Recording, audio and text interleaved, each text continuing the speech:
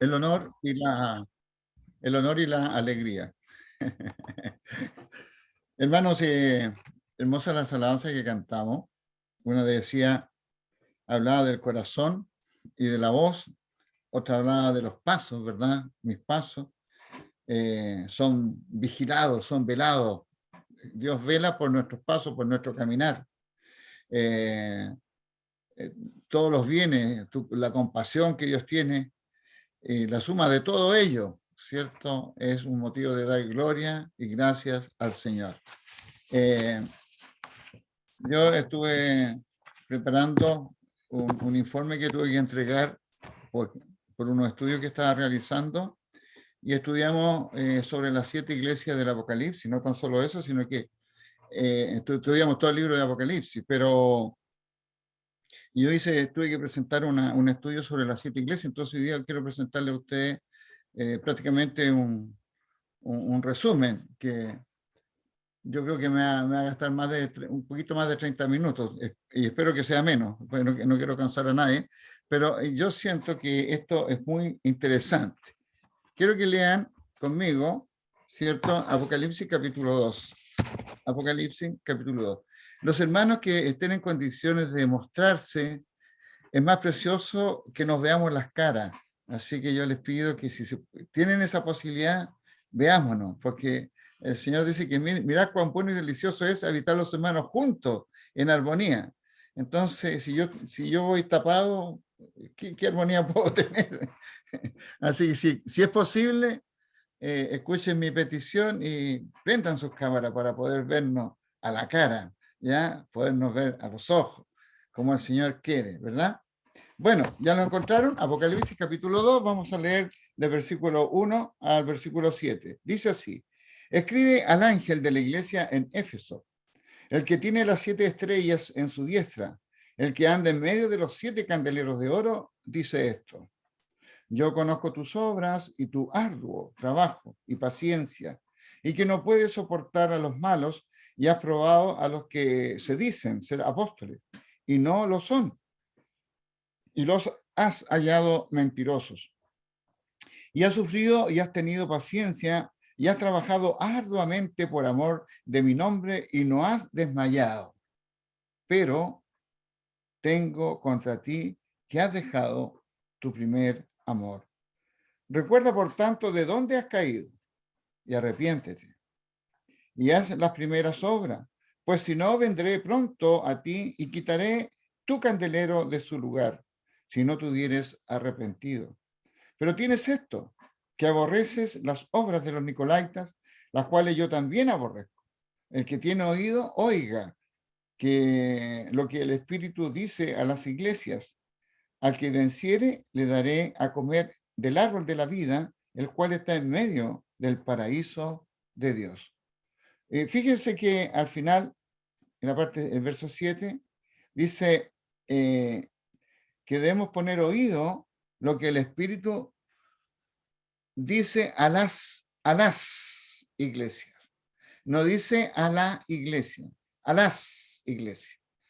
Porque vamos, si tenemos oportunidad de nuevo de conversar, volveré a predicar de otra carta, sí que tengo oportunidad, pero lo que quiero que entendamos es que lo que está contenido en las cartas es para todas las iglesias.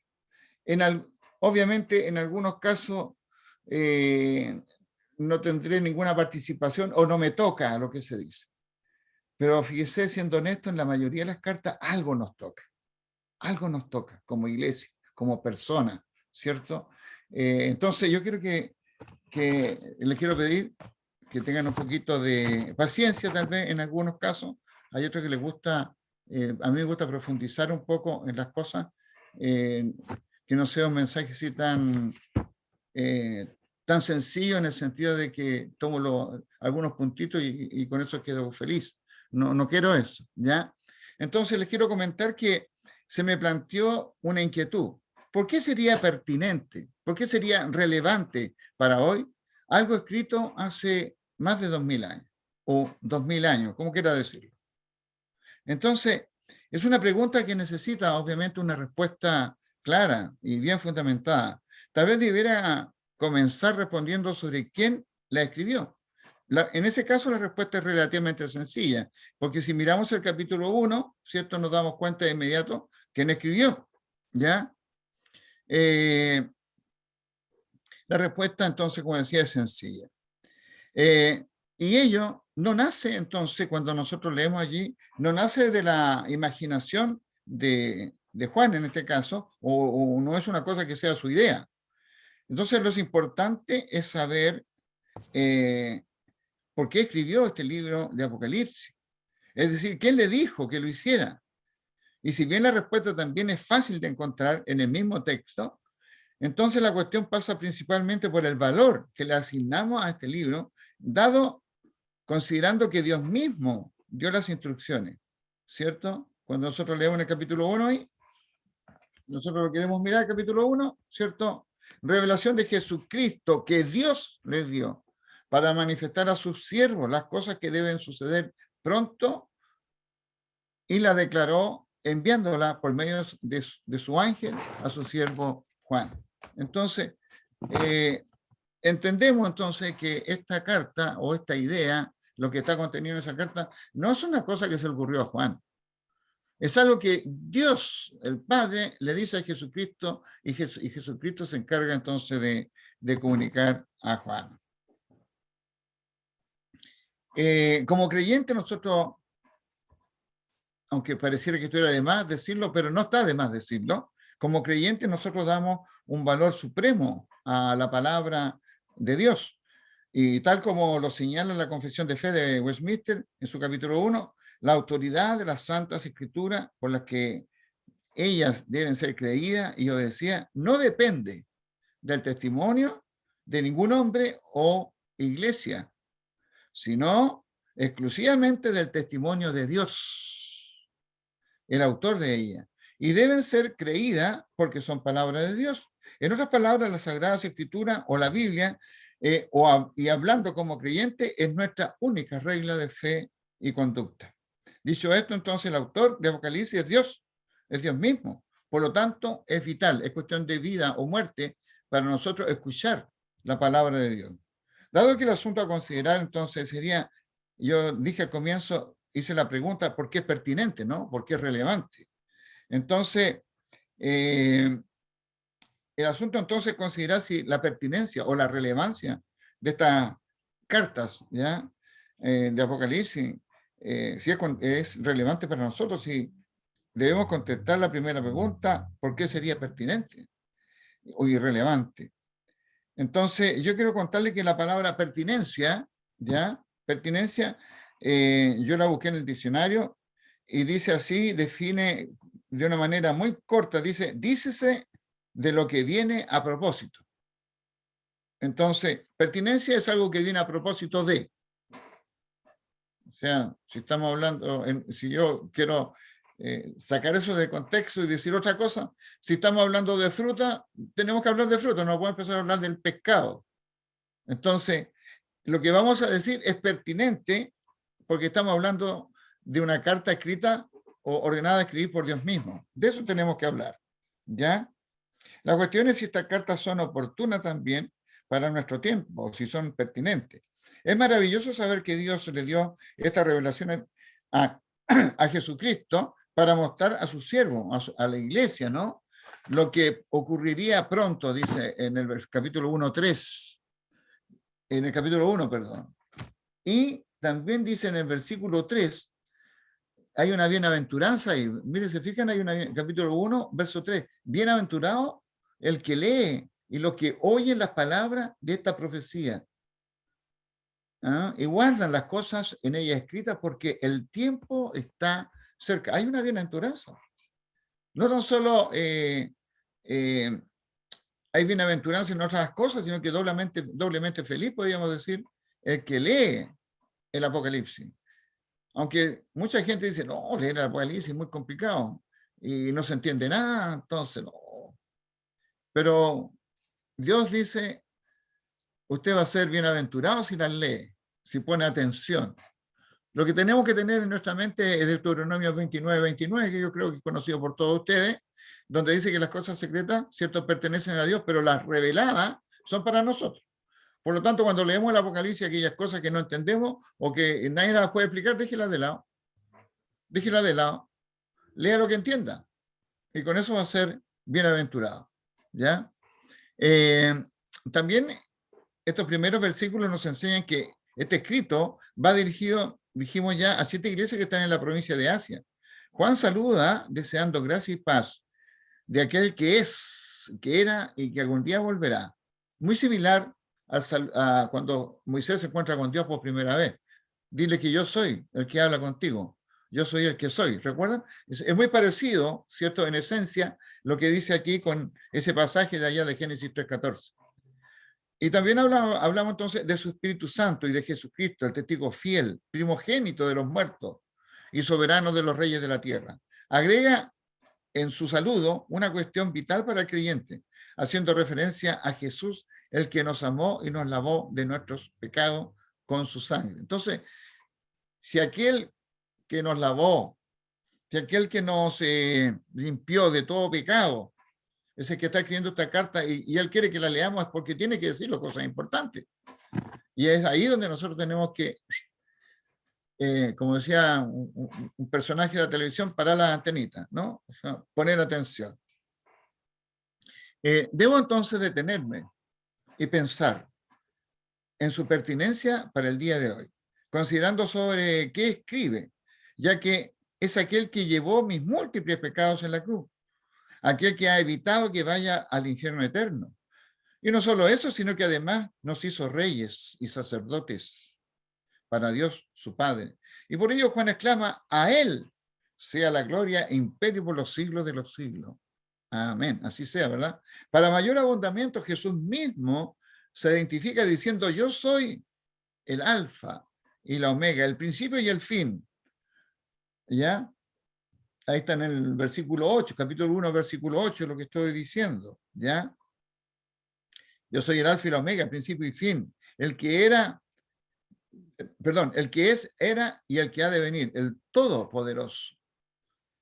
Si todo lo dicho no basta para que un creyente ponga oído y toda su atención a lo que se escribe, no imagino otro argumento mayor.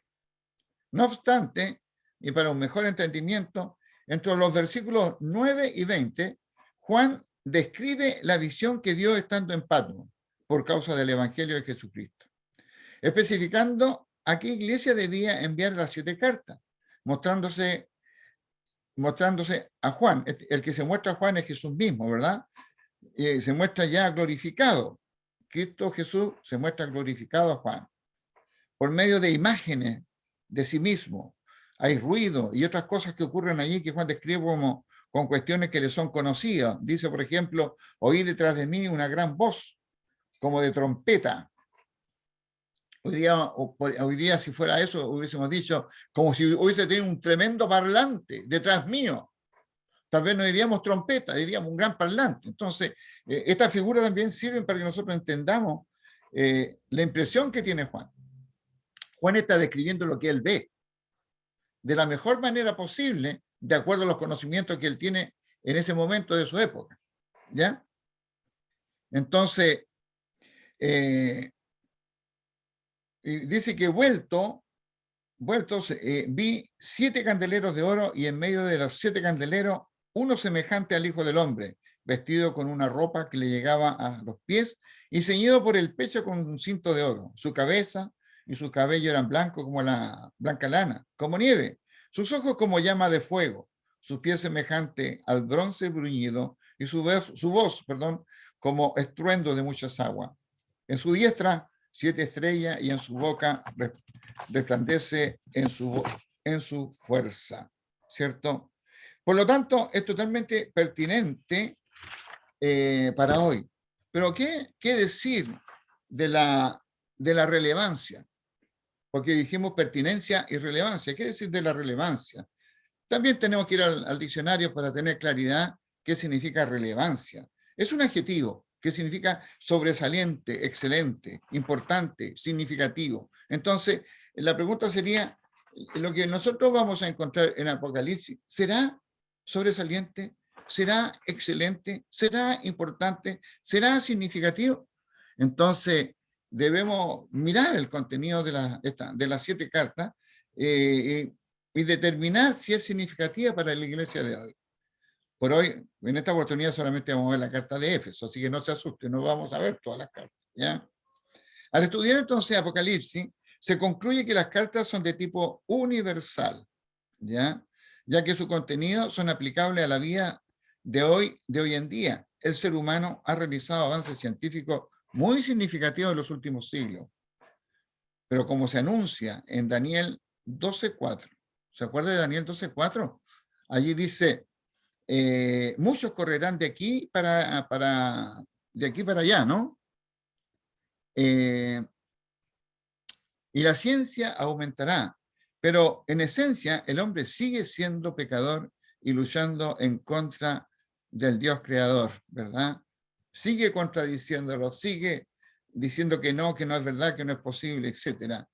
Atribuyéndole cuánta cosa ocurre a los extraterrestres. Hay,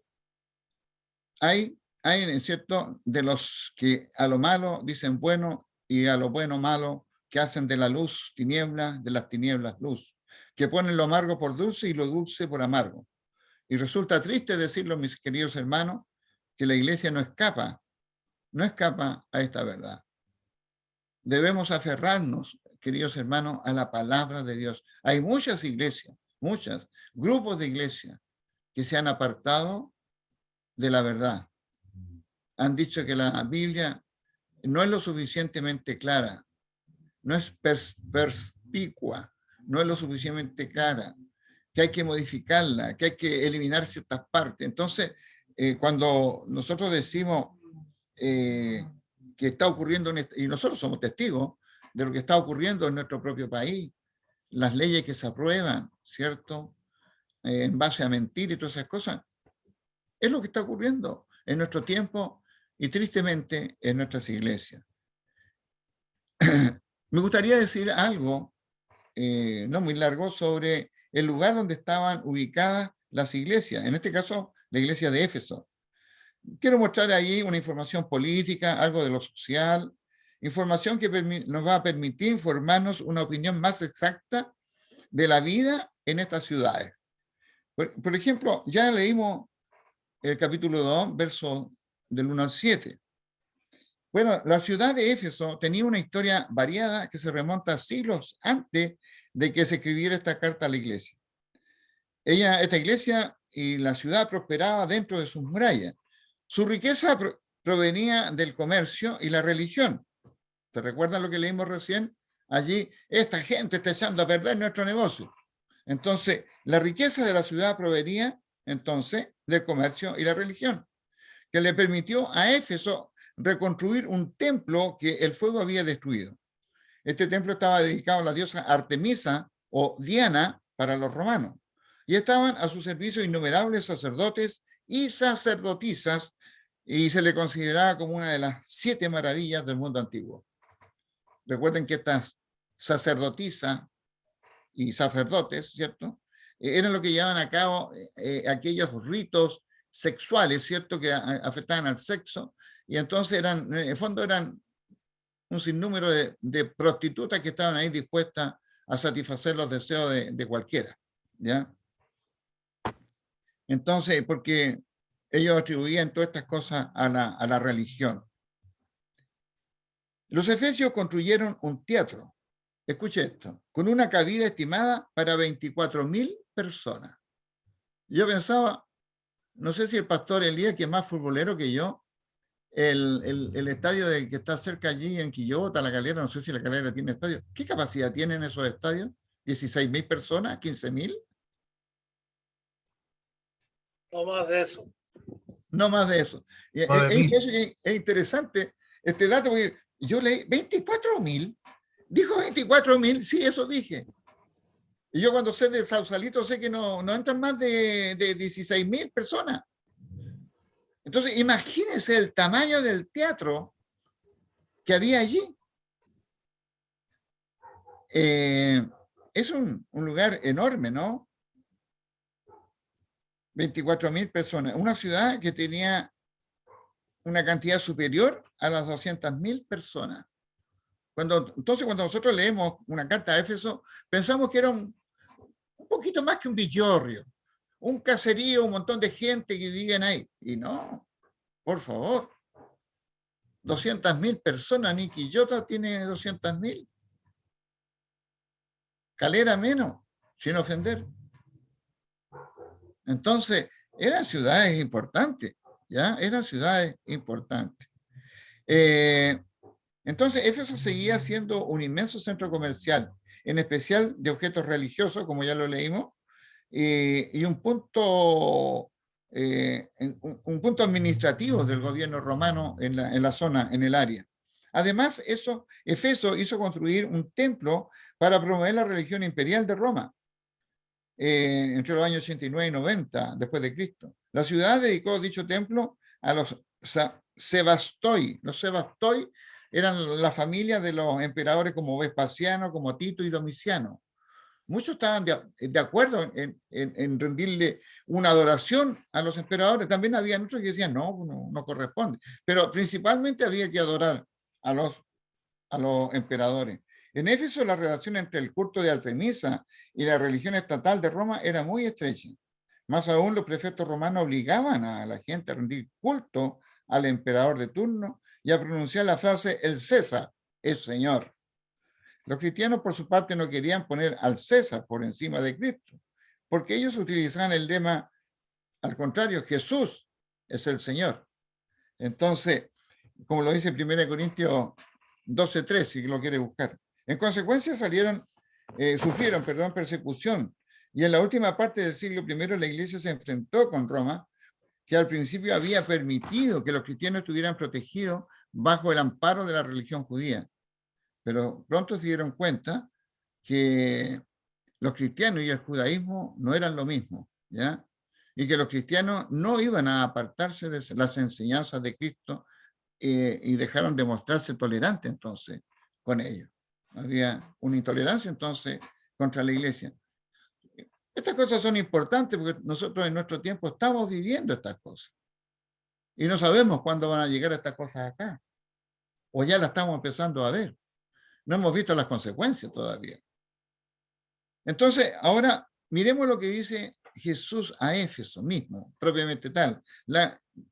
El mensaje que está aquí en el capítulo 2 del 1 al 7.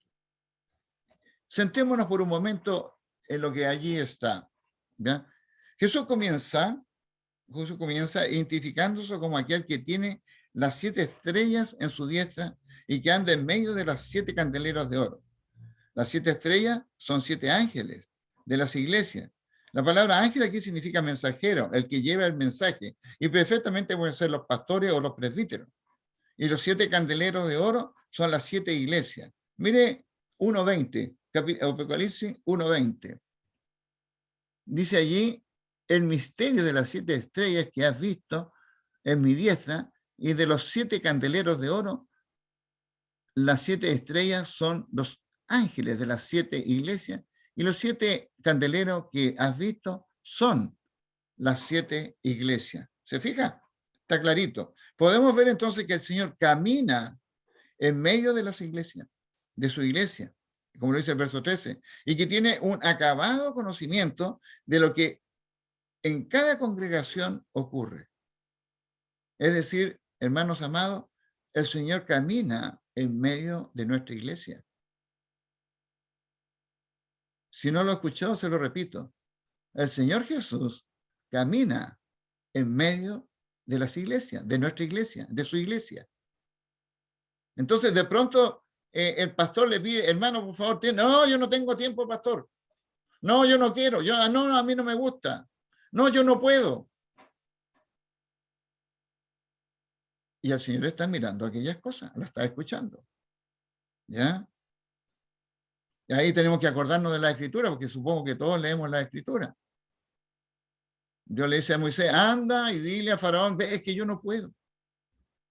Yo soy medio tardo de lengua, me cuesta hablar. No tengo la habilidad para dirigirme a las personas, hacer discursos así de la nada.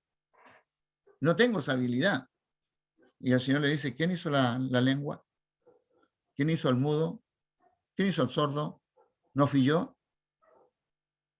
Así que el Señor es el que nos da las capacidades, no nosotros mismos.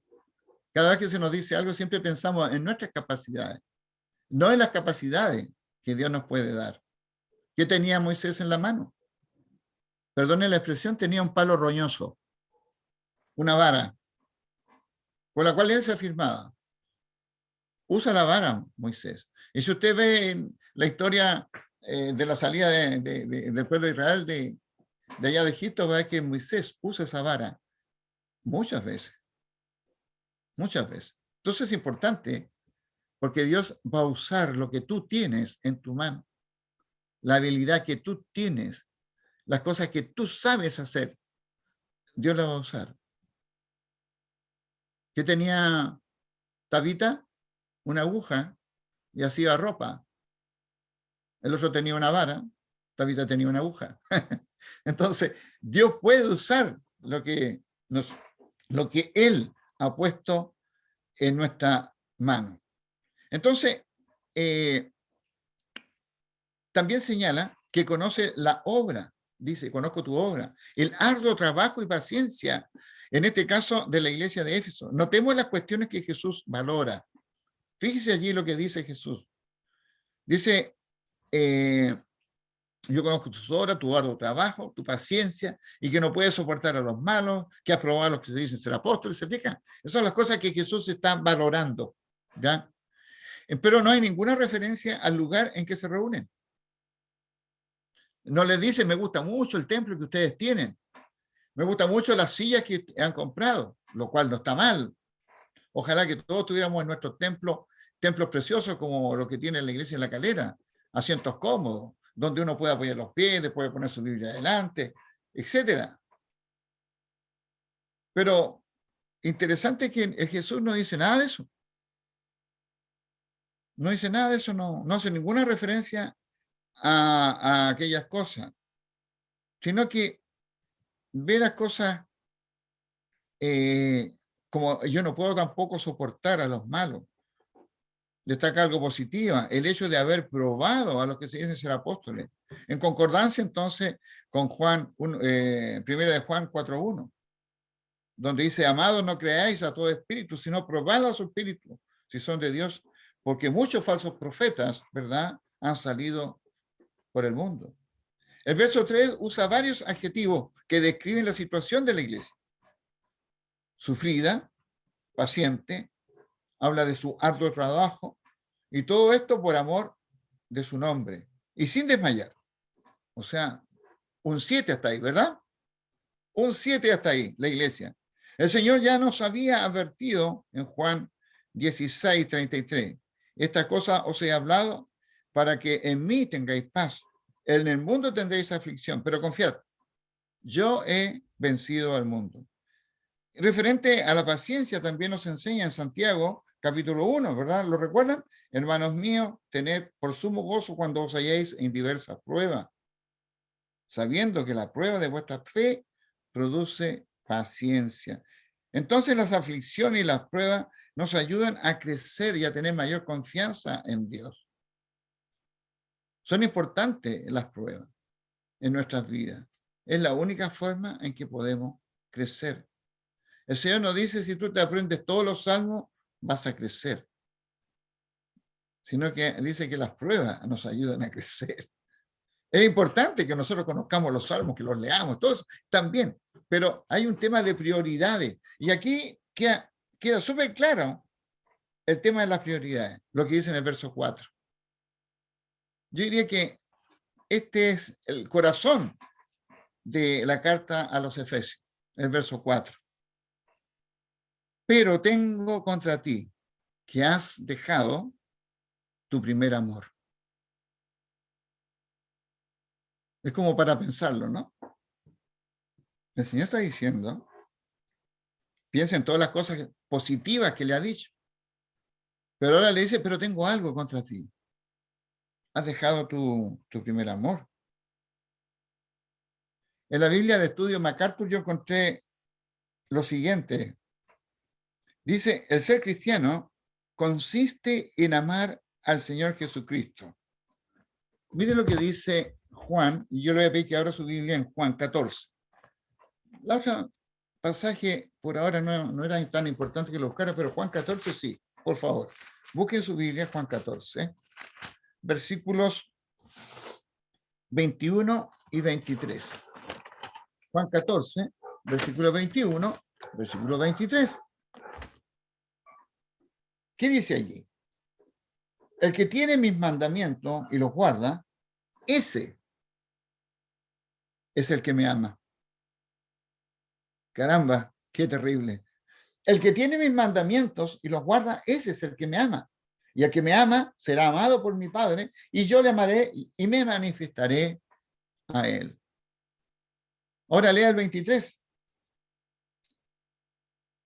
Respondiendo Jesús y le dijo, el que me ama, mi palabra guardará, y mi Padre le amará, y vendremos a él y haremos morada en él.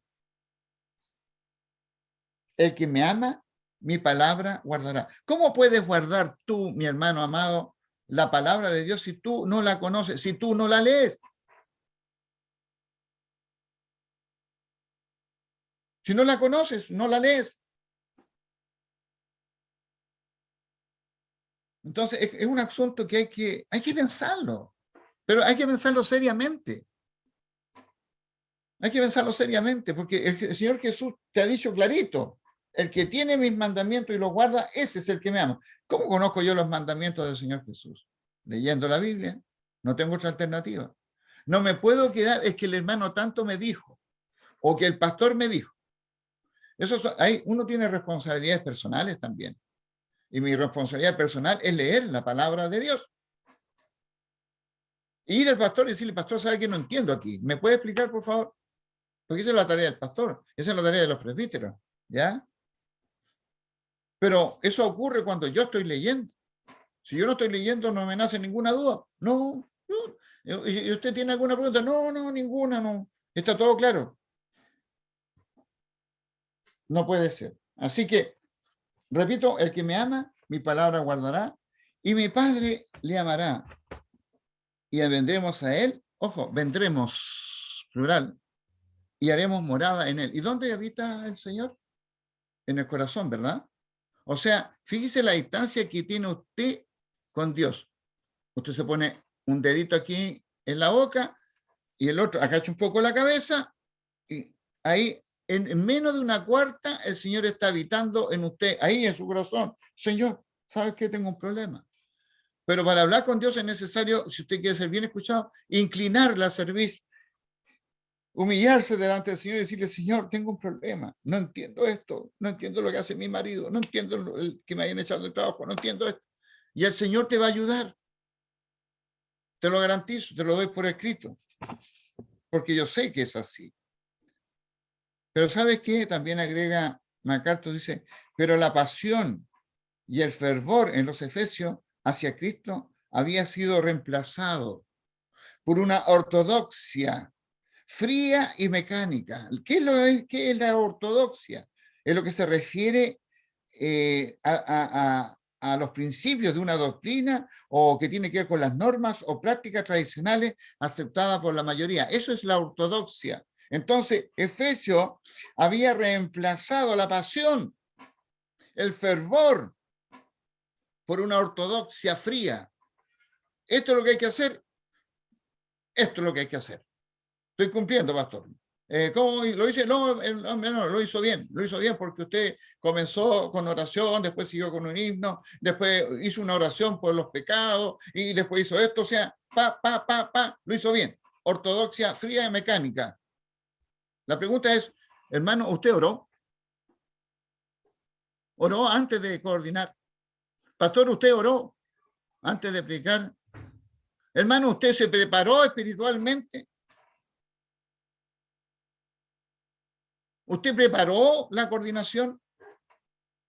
¿Se fija? De eso estamos hablando. De eso estamos hablando. Que usted haga las cosas porque usted quiere agradar profundamente al Señor. No siguiendo una norma.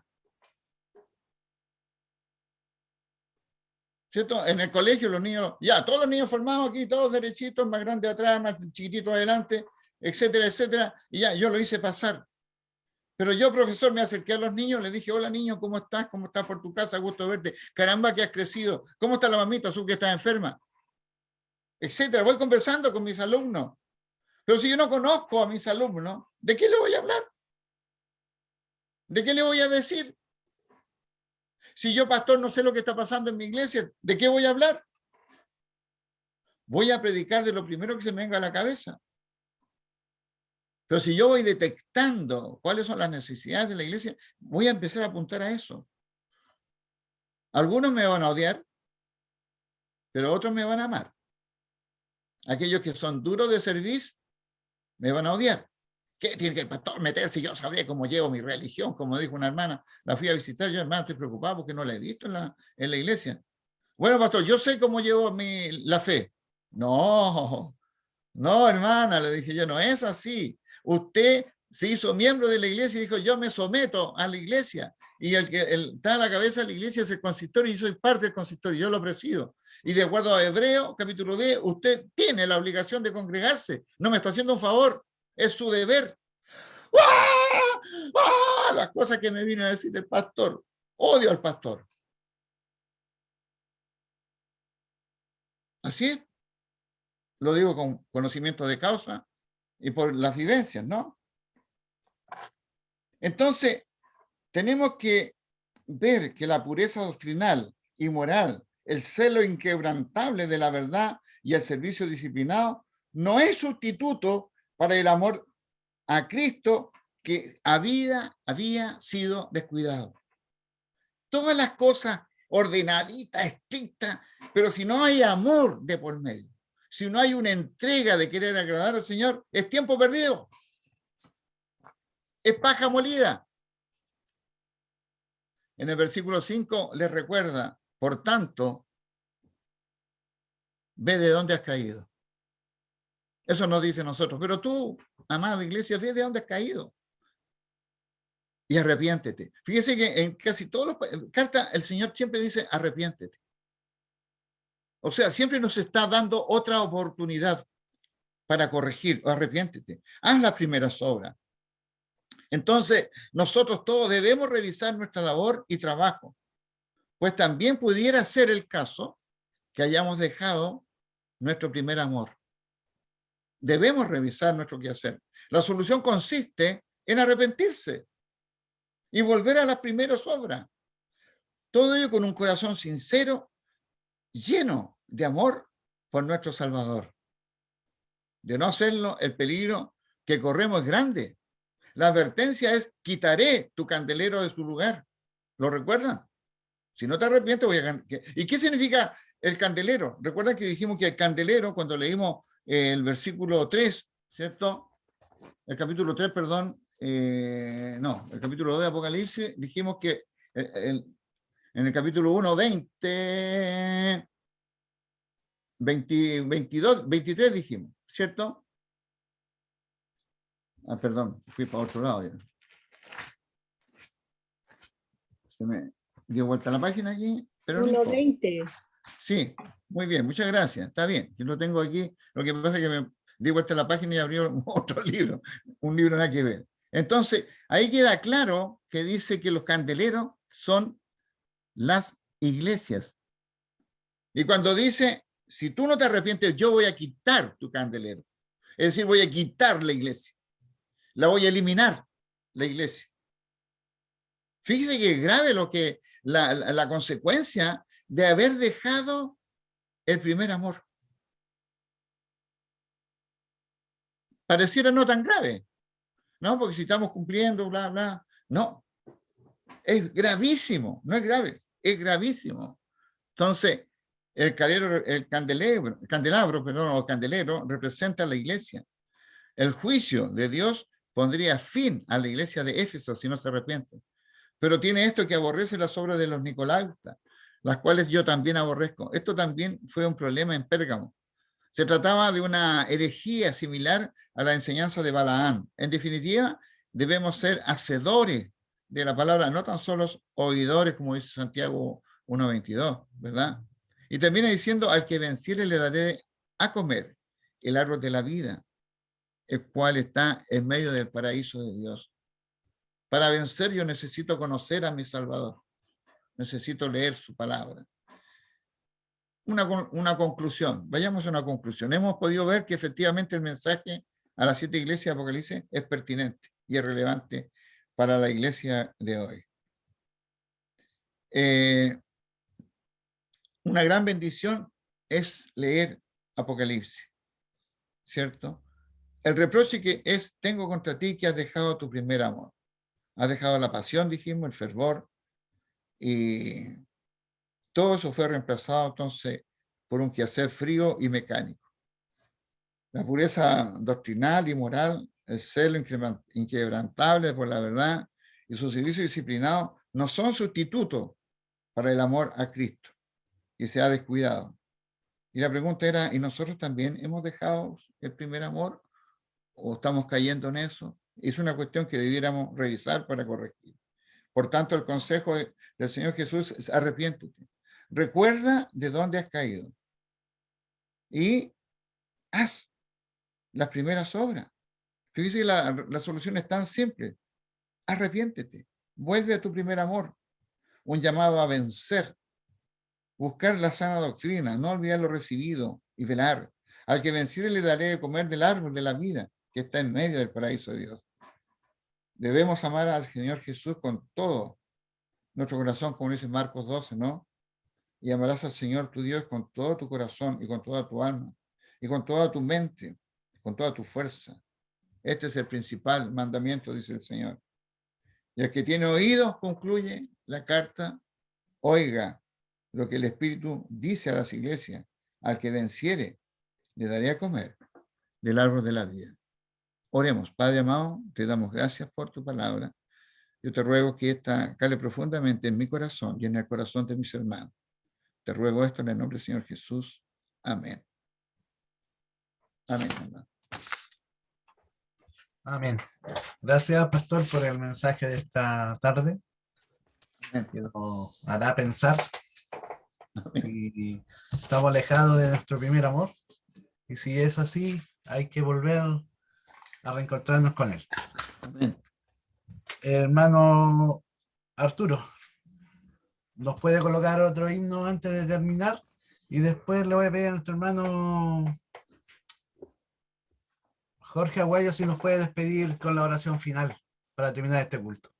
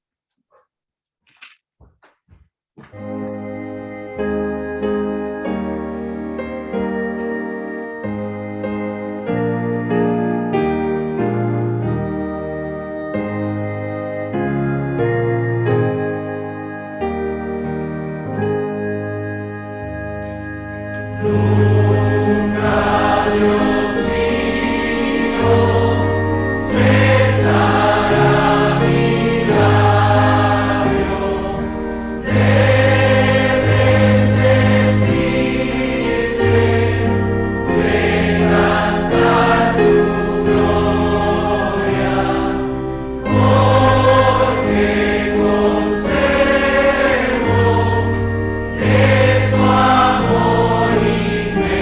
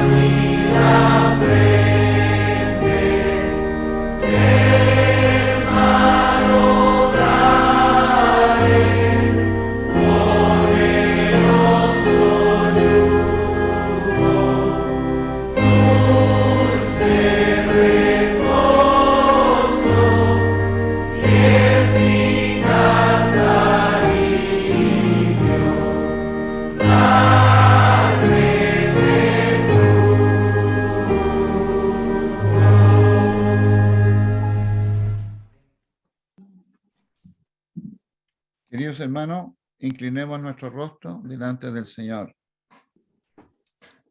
Y el Dios de paz que resucitó de los muertos a nuestro Señor Jesucristo, el gran pastor de las ovejas, por la sangre del pacto eterno, os haga aptos en toda obra buena para que hagáis su voluntad, haciendo Él en vosotros lo que es agradable delante de Él por Jesucristo, al cual sea la gloria por los siglos de los siglos.